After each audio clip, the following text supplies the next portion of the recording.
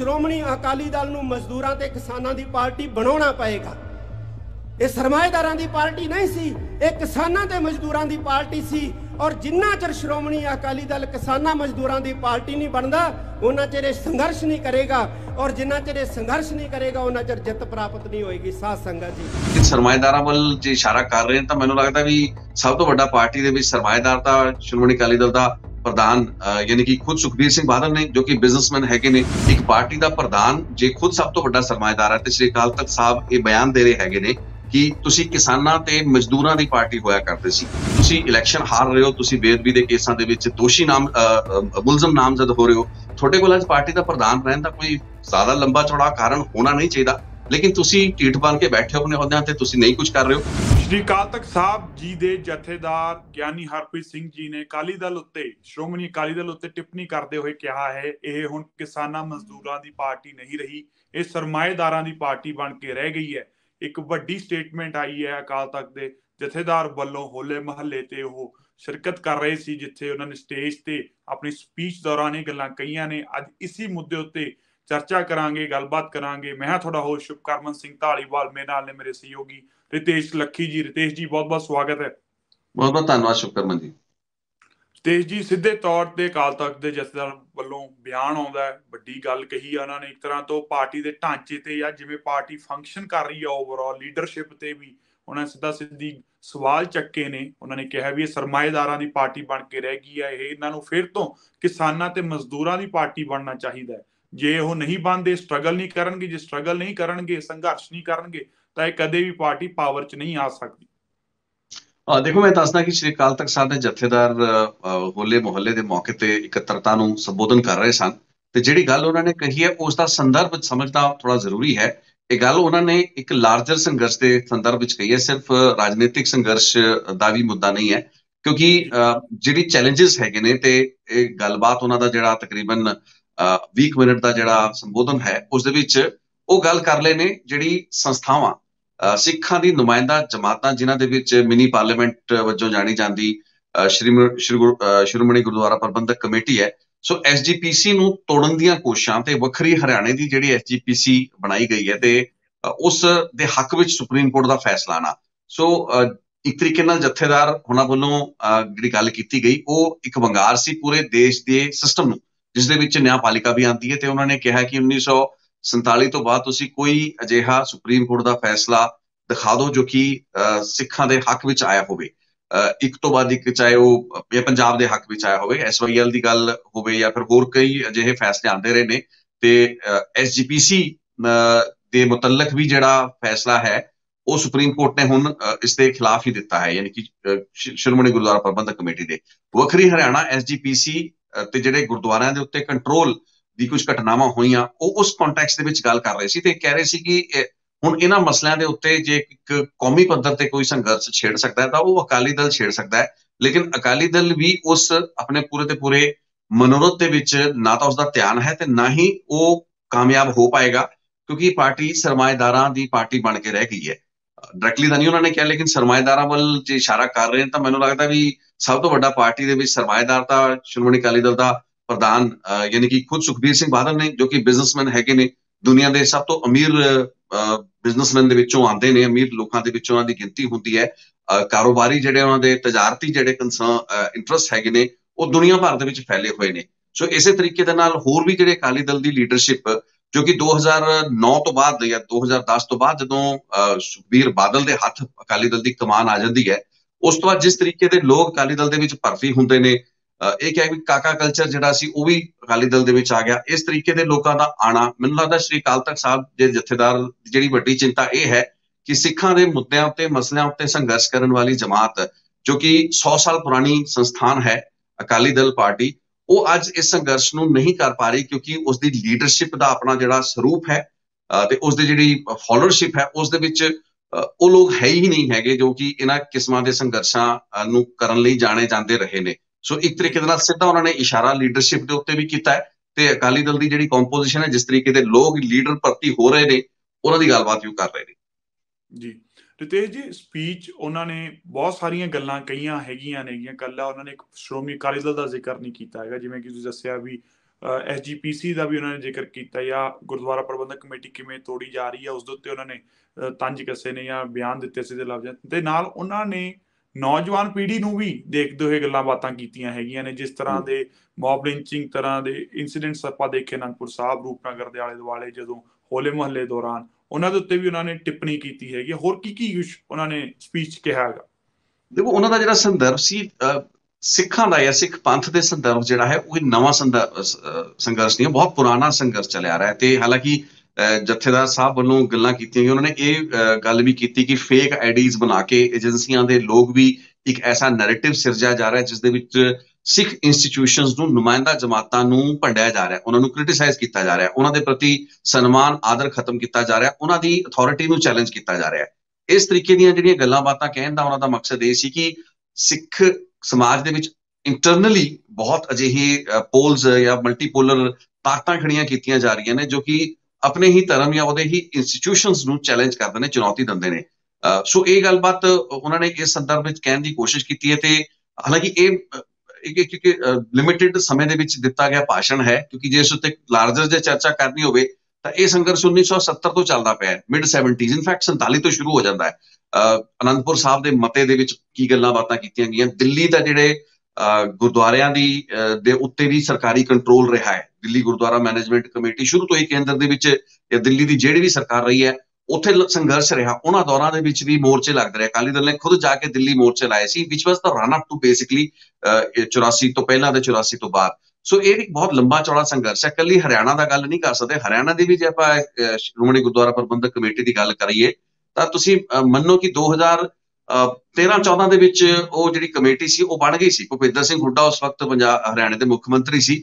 ਉਹਨਾਂ ਦੇ ਕਾਰਜਕਾਲ ਤੇ ਉਹਨਾਂ ਦੇ ਰਾਜ ਦੇ ਵਿੱਚ ਵੱਖਰੀ ਜਿਹੜਾ ਰੈਜ਼ੋਲੂਸ਼ਨ ਤੇ ਕਾਨੂੰਨ ਲਿਆਂਦਾ ਗਿਆ ਸੀ, ਬਿੱਲ ਪਾਸ ਕੀਤਾ ਗਿਆ ਸੀਗਾ ਹਰਿਆਣਾ ਵਿਧਾਨ ਸਭਾ ਦੇ ਵਿੱਚ। ਤਾਂ ਇਹ ਲੜਾਈ ਵੀ ਤਕਰੀਬਨ 10 ਸਾਲ ਹੋ ਚੁੱਕੇ ਨੇ। ਸੋ ਅਜਿਹਾ ਨਹੀਂ ਹੈ ਕਿ ਹੁਣ ਓਵਰਨਾਈਟ ਸ਼ੁਰੂ ਹੋ ਚੁੱਕੀ ਹੈ। ਸੋ ਲੜਾਈ ਤਾਂ ਬਹੁਤ ਸੰਘਰਸ਼ ਬੜੇ ਪੁਰਾਣੇ ਨੇ, ਲੇਕਿਨ ਬਾਰ-ਬਾਰ ਉਹਨਾਂ ਚੀਜ਼ਾਂ ਨੂੰ ਰੀਨਿਊ ਕਰਨ ਦਾ ਇੱਕ ਵੱਡਾ ਲਾਰਜਰ ਪਰਸਪੈਕਟਿਵ ਸ਼ਾਇਦ ਜਥੇਦਾਰ ਸਾਹਿਬ ਦਾ ਇਹ ਹੈ ਕਿ ਜੋ ਹੋ ਰਿਹਾ ਹੈ, ਅਸਲ ਜਿਹੜੇ ਨੁਕਤਿਆਂ ਮੁੱਦਿਆਂ ਦੇ ਉੱਤੇ ਸੰਘਰਸ਼ ਹੋਣਾ ਚਾਹੀਦਾ, ਉਸ ਉੱਤੇ ਕੋਈ ਗੱਲਬਾਤ ਹੋ ਨਹੀਂ ਰਹੀ ਹੈ। ਕੋਈ ਵਿਉਂਤਬੰਦੀ ਕਰਕੇ, ਆਰਗੇਨਾਈਜ਼ ਕਰਕੇ ਕੋਈ ਮੂਵਮੈਂਟ ਖੜੀ ਹੋ ਨਹੀਂ ਰਹੀ ਹੈ। ਉਲਟਾ ਜਿਹੜੀ ਚੀਜ਼ਾਂ ਘਟਨਾਵਾਂ ਸਾਹਮਣੇ ਆਉਂਦੀਆਂ ਨੇ ਉਹਦੇ ਵਿੱਚ ਹੁੱਲੜਬਾਜ਼ੀ ਦਿਸਦੀ ਹੈ। ਹੁਣ ਮਨੀਕਰਨ ਦੀ ਘਟਨਾ ਦਾ ਰੈਫਰੈਂਸ ਉਹਨਾਂ ਨੇ ਨਹੀਂ ਦਿੱਤਾ, ਲੇਕਿਨ ਕਿਤੇ ਨਾ ਕਿਤੇ ਅਸਿੱਧੇ ਤਰੀਕੇ ਨਾਲ ਉਹਨਾਂ ਨੇ ਹੋਲਾ ਮੁਹੱਲਾ ਦੇ ਮੌਕੇ ਦੇ ਉੱਤੇ ਜਿਹੜਾ ਇੱਕ ਕੈਨੇਡਾ ਤੋਂ ਗਿਆ ਸਿੱਖ ਨੌਜਵਾਨ ਸੀ ਜੋ ਕਿ ਨਿਹੰਗ ਸਿੰਘਾਂ ਦੇ ਬਾਣੇ ਦੇ ਵਿੱਚ ਸੀ, ਉਸ ਦਾ ਕਿਸ ਬੇਦਰਦੀ ਦੇ ਨਾਲ ਕਤਲ ਕਰਤਾ ਜਾਂਦਾ ਹੈ, ਸਿਰਫ ਛੋਟੀ ਜਿਹੀ ਗੱਲਬਾਤ ਨੂੰ ਲੈ ਕੇ ਵੀ ਮਿਊਜ਼ਿਕ ਕਿੰਨੀ ਲਾਊਡਲੀ ਚਲਾਣਾ ਨਹੀਂ ਚਲਾਣਾ।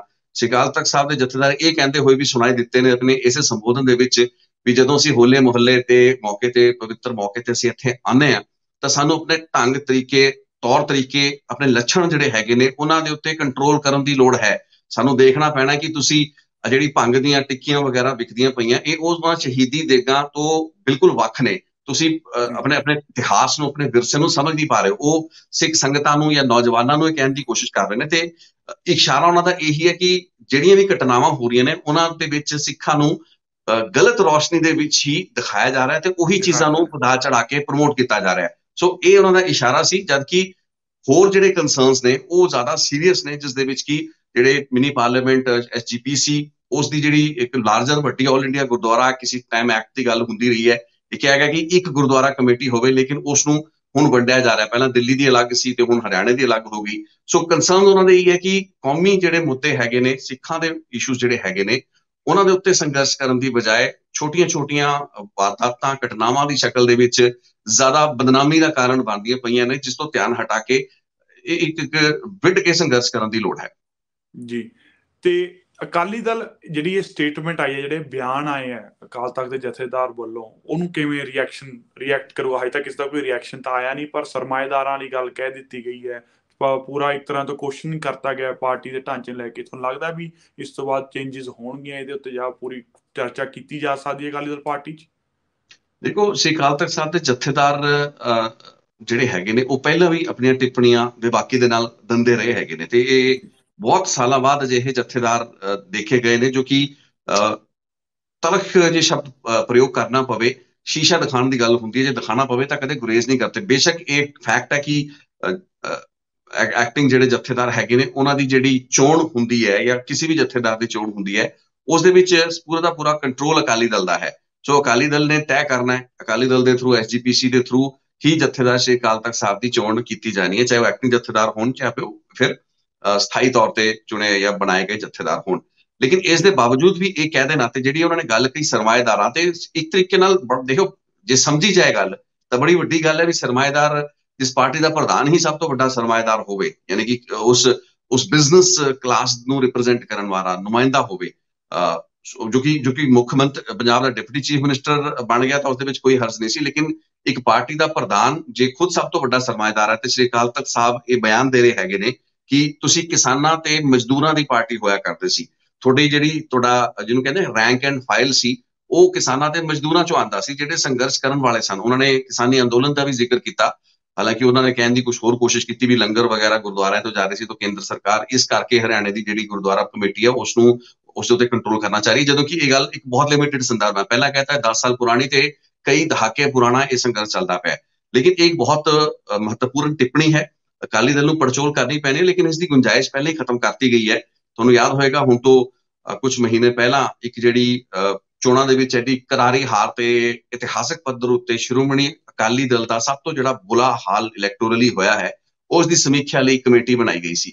ਸੋ ਉਹ ਜਿਹੜੀ ਕਮੇਟੀ ਨੇ ਫਾਈਂਡਿੰਗਸ ਦਿੱਤੀਆਂ, ਰਿਪੋਰਟਾਂ ਦਿੱਤੀਆਂ, ਉਹਨੂੰ ਕਿੰਨੀ ਕੁ ਤਨਦੇਹੀ ਨਾਲ ਵਾਚਿਆ ਗਿਆ ਤੇ ਉਸ ਦੇ ਵਿੱਚ ਕਿੰਨੀ ਇਮਾਨਦਾਰੀ ਦੇ ਨਾਲ ਪੜਚੋਲ ਕੀਤੀ ਗਈ, ਕਿੰਨੇ ਜਿਹੜੇ ਲੀਡਰ ਸੀ ਜਗਮੀਤ ਸਿੰਘ ਬਰਾੜ ਵਰਗੇ ਉਹਨਾਂ ਨੇ ਸਵਾਲ ਚੁੱਕੇ, ਪਾਰਟੀ ਦੀ ਲੀਡਰਸ਼ਿਪ ਉੱਤੇ ਸਵਾਲ ਉੱਠੇ, ਪ੍ਰਧਾਨ ਸੁਖਬੀਰ ਸਿੰਘ ਬਾਦਲ ਦੀ ਕਾਬਲੀਅਤ ਉੱਤੇ ਬਤੌਰ ਇੱਕ ਅਕਾਲੀ ਦਲ ਦੇ ਪ੍ਰਧਾਨ ਦੇ ਰੂਪ ਵਿੱਚ ਕੀ ਉਹ ਜਥੇਬੰਦੀ ਨੂੰ ਜਿਹੜਾ ਲੀਡ ਕਰ ਪਾ ਰਹੇ ਹੈਗੇ ਨੇ, ਇਹ ਸਾਰੇ ਦੇ ਸਾਰੇ ਜਿਹੜੇ ਕੁਐਸਚਨਸ ਪਹਿਲਾਂ ਖੜੇ ਹੋ ਚੁੱਕੇ ਨੇ, ਲੇਕਿਨ they have been brushed under the carpet. ਉਹਨਾਂ ਨੂੰ ਕਹਿ ਸਕਦੇ ਹਾਂ ਵੀ ਦਬਾ ਦਿੱਤਾ ਗਿਆ ਹੈ, ਕਿਉਂਕਿ ਵਾਕਈ ਫੈਕਟ ਸਹੀ ਹੈ ਕਿ ਇੱਕ ਸਰਮਾਏਦਾਰਾਂ ਦੀ ਪਾਰਟੀ ਤਾਂ ਹੈ, ਲੇਕਿਨ ਅੱਜ ਜਿਸ ਤਰੀਕੇ ਦੇ ਨਾਲ ਉਹ ਪਾਰਟੀ ਚੱਲਦੀ ਪਈ ਹੈ, ਜਿਹੜਾ ਕੋਈ ਲੀਡਰ ਅਕਾਲੀ ਦਲ ਦੇ ਵਿੱਚ ਆਪਣੀ ਲੀਡਰਸ਼ਿਪ ਨੂੰ ਚੈਲੰਜ ਕਰਦਾ ਹੈ ਜਾਂ ਉਸਦੀ ਕਾਰਗੁਜ਼ਾਰੀ ਨੂੰ ਚੈਲੰਜ ਕਰ ਰਹੇ ਸੀ, ਜੇ ਨਤੀਜਿਆਂ ਨੂੰ ਤੁਸੀਂ ਇਮਾਨਦਾਰੀ ਦੇ ਨਾਲ ਸਮਝਣਾ ਹੈ ਕਿ ਅਕਾਲੀ ਦਲ ਅੱਜ ਸਿਰਫ 3 ਸੀਟਾਂ ਤੇ ਕਿਉਂ ਪਹੁੰਚ ਗਿਆ, ਜੋ ਕਿ ਹਿਸਟਰੀ ਵਿੱਚ ਕਦੇ ਨਹੀਂ ਸੀ ਹੋਇਆ, ਬੈਕ ਟੂ ਬੈਕ 2 ਇਲੈਕਸ਼ਨਾਂ ਦੇ ਵਿੱਚ ਐਡੀ ਬੁਰੀ ਹਾਰ ਹੋ ਜਾਂਦੀ ਹੈ, ਤਾਂ ਫਿਰ ਇਮਾਨਦਾਰੀ ਦੇ ਨਾਲ ਜਿਹੜਾ ਆਤਮ ਚਿੰਤਨ ਕਰਨ ਦੀ ਲੋੜ ਹੈ ਉਹ ਤਾਂ ਹੋਇਆ ਹੀ ਨਹੀਂ। ਤੇ ਉਸ ਤੋਂ ਬਾਅਦ ਜਿਹੜੀ ਉਹ ਰਿਪੋਰਟ ਆਈ, ਉਸ ਰਿਪੋਰਟ ਨੂੰ ਕਿਵੇਂ ਲਾਗੂ ਕੀਤਾ ਗਿਆ, ਪਾਰਟੀ ਦੇ ਪ੍ਰਧਾਨ ਨੂੰ ਆਪਣਾ ਅਹੁਦਾ ਛੱਡਣਾ ਚਾਹੀਦਾ ਸੀ। 2 ਇਲੈਕਸ਼ਨਾਂ ਦੇ ਵਿੱਚ ਉਹਨਾਂ ਨੇ ਬੈਕ ਟੂ ਬੈਕ ਹਾਰਾਂ ਹੋਈਆਂ ਨੇ, ਬੇਅਦਬੀ ਦੇ ਮਾਮਲਿਆਂ ਦੇ ਜਿਹੜੇ ਕੇਸਾਂ ਦੇ ਵਿੱਚ ਪਾਰਟੀ ਦਾ ਪ੍ਰਧਾਨ ਖੁਦ ਜਿਹੜਾ ਹੈ ਉਹ ਨਾਮਜ਼ਦ ਹੋ ਜਾਂਦਾ, ਕੋਟਕਪੂਰੇ ਦੀ ਘਟਨਾ ਦੇ ਵਿੱਚ ਉਸ FIR ਦੇ ਵਿੱਚ ਚਾਰਜਸ਼ੀਟ ਦੇ ਵਿੱਚ ਵੀ ਹੁਣ ਨਾਮ ਆ ਜਾਂਦਾ, ਉਸ ਤੋਂ ਬਾਅਦ ਵੀ ਆਪਣੇ ਅਹੁਦੇ ਤੇ ਬੈਠੇ ਰਹਿਣ ਦਾ ਕੋਈ ਮਤਲਬ ਜ਼ਿਆਦਾ ਬਣਦਾ ਨਹੀਂ। ਇਖਲਾਕੀ ਤੌਰ ਤੇ ਠੀਕ ਹੈ, ਇਹ ਕਹਿ ਸਕਦੇ ਨੇ ਕਿ ਬਦਲੇ ਲੈਣ ਦੀ ਭਾਵਨਾ ਦੇ ਨਾਲ ਸਰਕਾਰ ਜਾਂ ਵੱਖ-ਵੱਖ ਸਿੱਟਾਂ ਨੇ ਕੰਮ ਕੀਤਾ, ਹੋ ਸਕਦਾ ਹੈ, ਲੇਕਿਨ ਇੱਕ ਇਖਲਾਕੀ ਪੱਧਰ ਦੇ ਉੱਤੇ ਤੁਸੀਂ ਇਲੈਕਸ਼ਨ ਹਾਰ ਰਹੇ ਹੋ, ਤੁਸੀਂ ਬੇਅਦਬੀ ਦੇ ਕੇਸਾਂ ਦੇ ਵਿੱਚ ਦੋਸ਼ੀ ਮੁਲਜ਼ਮ ਨਾਮਜ਼ਦ ਹੋ ਰਹੇ ਹੋ, ਤੁਹਾਡੇ ਕੋਲ ਅੱਜ ਪਾਰਟੀ ਦਾ ਪ੍ਰਧਾਨ ਰਹਿਣ ਦਾ ਕੋਈ ਜ਼ਿਆਦਾ ਲੰਬਾ ਚੌੜਾ ਕਾਰਨ ਹੋਣਾ ਨਹੀਂ ਚਾਹੀਦਾ, ਲੇਕਿਨ ਤੁਸੀਂ ਢੀਠ ਬਣ ਕੇ ਬੈਠੇ ਹੋ ਆਪਣੇ ਅਹੁਦਿਆਂ ਤੇ, ਤੁਸੀਂ ਨਹੀਂ ਕੁਝ ਕਰ ਰਹੇ ਹੋ। ਸੋ ਅਕਾਲ ਤਖਤ ਸਾਹਿਬ ਦੇ ਜਥੇਦਾਰ ਦਾ ਇਹ ਬਿਆਨ ਕਿਸ ਹੱਦ ਤੱਕ ਅਕਾਲੀ ਦਲ ਨੂੰ ਸੋਚਣ ਲਈ ਮਜਬੂਰ ਕਰੇਗਾ, ਤੇ ਉਸਦੇ ਪ੍ਰਧਾਨ ਨੇ ਸੋਚਣਾ ਹੁਣ, ਕਿਉਂਕਿ ਉਹ ਖੁਦ ਕੁਰਸੀ ਤੇ ਚਿਪਕੇ ਬੈਠੇ ਨੇ, ਛੱਡਣਾ ਚਾਹ ਨਹੀਂ ਰਹੇ, ਇੱਕ ਪਰਿਵਾਰ ਦਾ ਪੂਰਾ ਕਬਜ਼ਾ ਹੈ, ਤੇ ਇਹੀ ਗੱਲਾਂ ਬਾਤਾਂ ਜਾਂ ਇਹੀ ਦੁਹਾਈਆਂ ਤਾਂ ਜਗਮੀਤ ਬਰਾੜ ਵਰਗੇ ਹੋਰ ਵੀ ਬਹੁਤ ਲੀਡਰਾਂ ਨੇ ਪਾਈਆਂ। ਕਿੰਨੇ ਲੀਡਰ ਸੁਖਦੇਵ ਸਿੰਘ ਢੀਂਡਸਾ ਤੋਂ ਲੈ ਕੇ ਵੱਡੇ ਜਿਹੜੇ ਥੰਬ ਸੀਗੇ ਅਕਾਲੀ ਦਲ ਦੇ ਕਹਾਏ ਜਾਂਦੇ, ਉਹ ਪਾਰਟੀ ਛੱਡ ਚੁੱਕੇ ਨੇ। ਸੋ ਉਹ ਪਾਰਟੀ ਛੱਡ ਰਹੇ ਨੇ ਤੇ ਇੱਕ ਕ੍ਰੋਨਿਕਸ ਦੇ ਨਾਲ ਸ਼੍ਰੋਮਣੀ ਅਕਾਲੀ ਦਲ ਦਾ ਪ੍ਰਧਾਨ ਖੁਦ ਵੀ ਘਿਰਿਆ ਹੋਇਆ ਹੈ, ਤੇ ਉਹ ਚਾਹੁੰਦਾ ਵੀ ਹੈ ਕਿ ਉਸਦੇ ਆਸ-ਪਾਸ 3-4 ਕਿਸਮ ਦੇ ਜਿਹੜੇ ਲੀਡਰ ਹੈਗੇ ਨੇ, ਜੋ ਕਿ ਜਿਹਨੂੰ ਕਹਿੰਦੇ ਕਿ ਸਾਈਕੋਫੈਂਟਸ ਹੁੰਦੇ ਨੇ, ਚਾਪਲੂਸ ਕਿਸਮ ਦੇ ਲੀਡਰ ਹੈਗੇ ਨੇ, ਉਹੀ ਉਸਨੂੰ ਘੇਰੀ ਰੱਖਣ ਤੇ ਉਹੀ ਪਾਰਟੀ ਦਾ ਚਿਹਰਾ ਮੋਹਰਾ ਤੇ ਪਾਰਟੀ ਦਾ ਜਿਹੜਾ ਮਾਊਥ ਪੀਸ ਬਣ ਕੇ ਗੱਲਾਂ ਕਰਨ ਤੇ ਆਪਣੇ ਪ੍ਰਧਾਨ ਨੂੰ ਹਰ ਲੈਵਲ ਦੇ ਉੱਤੇ ਡਿਫੈਂਡ ਕਰਨ, ਕਦੇ ਕੋਈ ਕੁਐਸਚਨ ਪਾਰਟੀ ਦੀ ਲੀਡਰਸ਼ਿਪ ਤੇ ਨਾ ਉੱਠੇ। ਸੋ ਇਹ ਜੇ ਲੱਛਣ ਹੈਗੇ ਨੇ ਤਾਂ ਸ੍ਰੀ ਅਕਾਲ ਤਖਤ ਸਾਹਿਬ ਦੇ ਜਥੇਦਾਰ ਦਾ ਇਹ ਬਿਆਨ ਕਿਸ ਹੱਦ ਤੱਕ ਅਸਰਦਾਰ ਹੋਏਗਾ ਅਕਾਲੀ ਦਲ ਦੀ ਲੀਡਰਸ਼ਿਪ ਜਾਂ ਉਸਦੀ ਪੂਰੀ ਰੈਂਕ ਐਂਡ ਫਾਈਲ ਨੂੰ ਆਪਣੀ ਨੀਂਦ ਤੋਂ ਜਗਾਉਣ ਵਿੱਚ, ਇਹ ਤਾਂ ਹਲੇ ਦੂਰ ਦੀ ਮੈਨੂੰ ਲੱਗਦਾ ਸੁਪਨੇ ਹੀ ਹੈਗੇ ਨੇ। ਇਸ ਦੇ ਵਿੱਚ ਕੋਈ ਐਸੀ ਗੱਲ ਨਹੀਂ ਹੈਗੀ, ਕਿਉਂਕਿ ਪਹਿਲਾਂ ਮੌਕੇ ਹੋਏ ਨੇ, ਜਥੇਬੰਦਕ ਪੱਧਰ ਉੱਤੇ ਬਹੁਤ ਕੰਮ ਹੋਇਆ, ਲੇਕਿਨ ਪਾਰਟੀ ਲੀਡਰ ਬਦਲਣਾ ਨਹੀਂ ਚਾਹੁੰਦੀ, ਜਾਂ ਕਹਿ ਲਈ ਕਿ ਪਾਰਟੀ ਤਾਂ ਚਾਹੁੰਦੀ ਹੈ ਲੇਕਿਨ ਪ੍ਰਧਾਨ ਆਪਣੀ ਕੁਰਸੀ ਤੋਂ ਆਪਣੇ ਆਪ ਨੂੰ ਉਤਾਰਨਾ ਨਹੀਂ ਚਾਹੁੰਦਾ, ਕਿਸੇ ਹੋਰ ਨੂੰ ਆਪਣੀ ਕੁਰਸੀ ਤੇ ਬਿਠਾਉਣਾ ਨਹੀਂ ਚਾਹੁੰਦਾ। ਕੰਟਰੋਲ ਜਿਹੜਾ ਹੈ ਪਾਰਟੀ ਦੇ ਉੱਤੇ, ਇਹ ਆਖਰੀ ਬਾਸਟਨ ਬਚਿਆ ਹੈ, ਤੇ ਜੇ ਪਾਰਟੀ ਦੇ ਉੱਤੇ ਇੱਕ ਪਰਿਵਾਰ ਦਾ ਕੰਟਰੋਲ ਖਤਮ ਹੋ ਜਾਂਦਾ ਤੇ ਉਸ ਤੋਂ ਬਾਅਦ ਕੋਈ ਸੁਧਾਰ ਦੀ ਗੱਲ ਸੋਚੀ ਜਾਏ, ਲੇਕਿਨ ਉਹ ਹੁੰਦਾ ਮੈਨੂੰ ਨਜ਼ਰ ਆ ਨਹੀਂ ਰਿਹਾ। ਜੀ, ਤਾਂ ਬਹੁਤ ਧੰਨਵਾਦ ਰਿਤੇਸ਼ ਜੀ, ਇਹ ਸਾਰੇ ਮਸਲੇ ਤੇ ਚਾਨਣ ਪਾਉਣ ਵਾਸਤੇ, ਗੱਲਬਾਤ ਕਰਨ ਵਾਸਤੇ ਬਹੁਤ ਧੰਨਵਾਦ। Thank you so much.